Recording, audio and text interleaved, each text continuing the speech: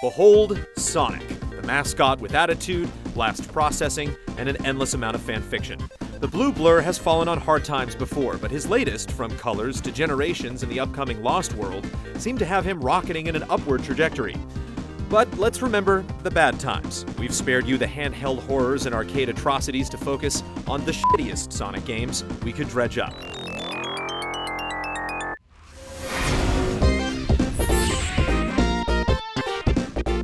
When you think of Sonic or anything associated with him, what comes to mind?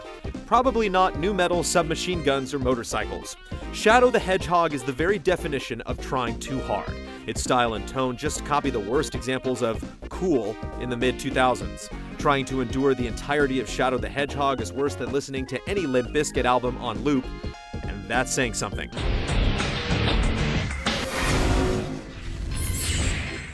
For someone who goes so fast, who'd think the Kinect's freeing capabilities would be such a hindrance?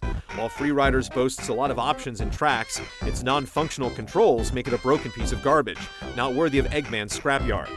We've heard under the perfect lighting conditions it might work, but a full moon might leave you as a werehog.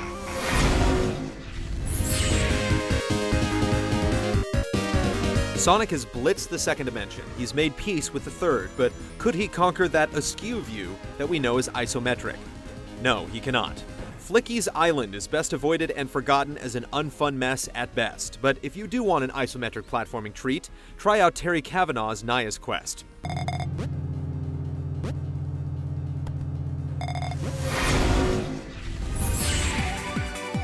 Sonic R is a giant middle finger to Sonic fans. Racing games, particularly if they feature Sonic, are supposed to be fast and exciting. It's amazing then that Sonic R is so incredibly slow and dull. Instead of speed, Sonic runs with a hurried, embarrassed waddle. It's a total betrayal of everything the Blue Hedgehog stands for, which is why it earns such a high spot on the list.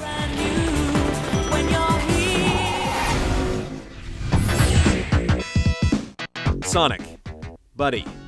You will never hear the end of this one.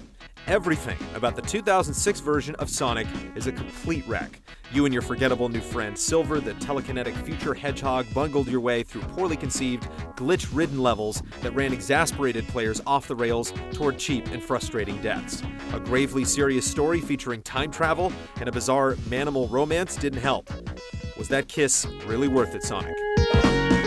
Don't let this list get you down. Sonic's got a lot more in store with another Olympics game, and an impressive D-make is in the works for the Atari 2600. No joke. Called Zippy the Porcupine.